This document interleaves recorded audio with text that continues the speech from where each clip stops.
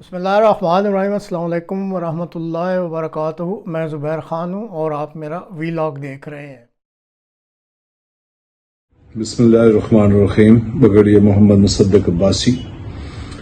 یہ یاد رہے کہ ARU جو ایسٹ ریکوری یونٹ تھی وہ شہزاد اکبر صاحب سے کیبنٹ ڈویژن کے اندر میں نے اس کو ٹیک اوور کیا تھا، اور جتنے بھی 190 ملین جو پاؤنڈ کا آج کل کیس چل رہا ہے القادر ٹرسٹ والا، اس کے سارے ڈاکومنٹیشن جو ہے وہ میرے پاس تھی، لیکن نیب نے کبھی بھی مجھے ایز اے وٹنس نہیں بلایا۔ یہ ان کی پہلی جو ہے اس کے اندر بدنیتی نظر آتی ہے، حالانکہ ان کو مجھے ایز اے پروسیکیوشن وٹنس بلانا چاہیے تھا۔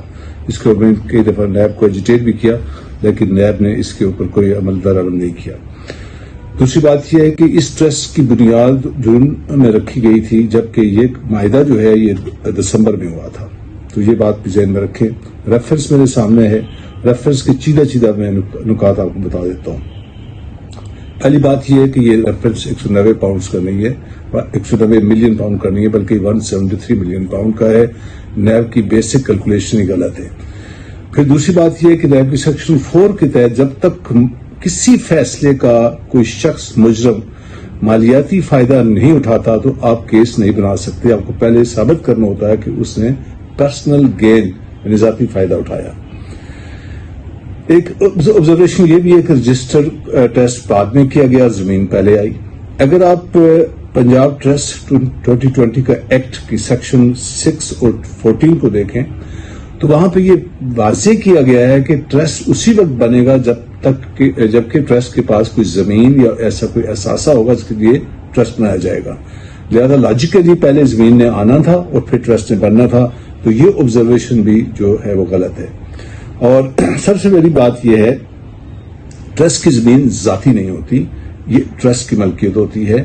اور اگر سیکشن 7 آپ دیکھیں ریزولوشن اس کی جو ایکٹ کی ہے، جو اس کی ٹرسٹ ڈیڈ کی ہے، تو یہ واضح کرتی ہے کہ جب یہ ٹرسٹ ڈیزالو ہوگا تو اس کی منقولہ اور غیر منقولہ مکمل جائیداد جو ہے وہ ایسی ٹرسٹ کو جائے گی، اور ٹرسٹی اس میں سے کسی قسم کی تنخواہ یا فائدہ نہیں اٹھا سکتا۔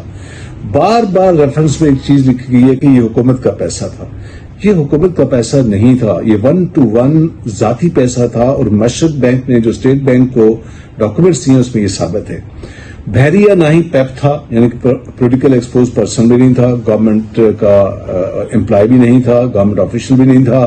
پیسہ منی لانڈرنگ کا بھی نہیں ثابت کیا جا سکتا تھا، کیونکہ منی لانڈرنگ کی بیسک ریکوائرمنٹ یہ ہوتی ہے کہ آپ کا پیسہ کرمنل پروسیڈ کا ہونا چاہیے، وہ اگر باہر جاتا ہے تو وہ منی لانڈرنگ میں استعمال ہوتا ہے، اس کو منی لانڈرنگ کہا جائے گا۔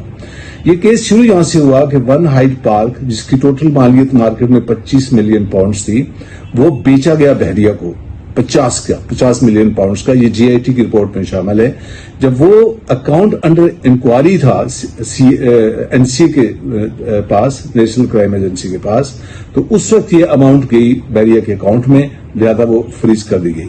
اس کو آؤٹ آف کورٹ سیٹلمنٹ کیا گیا، سیٹلمنٹ کی گئی، اور اس کو جو ہے نا پیسے واپس بھیجا گیا۔ ریفرنس جو ہے اس میں لکھا گیا، ریفرنس کے اندر پیرا 6 کے اندر کہ جناب ریفرنس کا جو ہے اس کے اندر یہ لکھا ہوا ہے کہ پیسہ فیصلے سے پہلے آنا شروع ہو چکا تھا۔ اس کا مطلب یہ ہوا کہ فیصلہ جو کیبنٹ نے کیا وہ آلریڈی بے معنی ہو چکا تھا، یعنی کیبنٹ کی جو منظوری تھی اس کا ترسیل کے ساتھ کوئی تعلق نہیں تھا۔